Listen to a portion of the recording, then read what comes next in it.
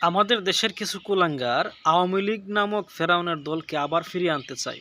ফেরাউনের দল কেন বললাম দেখেন, এই ফেরাউনের দল যদি ফিরে আসতে পারে তাহলে আপনার যে ছোটো মাসুম বাচ্চা আছে ওইটাকেও ছাড় দিবে না। দেখেন, হাসনাত আবদুল্লাহ ভাই একটা ছোটো মাসুম বাচ্চাকে নিয়ে একটা ফেক দিছিল ফেসবুকে।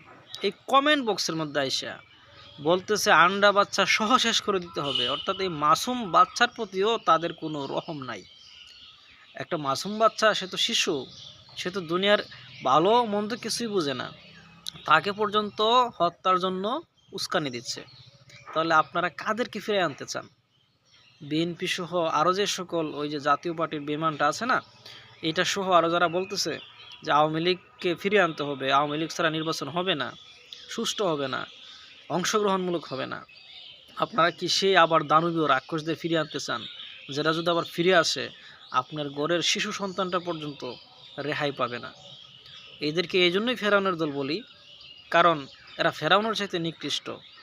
যদি মস্তিষ্কে সামান্যতম তাদের মস্তিষ্ক ভালো থাকতো, একটা শিশু মাসুম বাচ্চার প্রতি এরকম বিদ্বেষমূলক কমেন্ট তারা করতে পারতো না।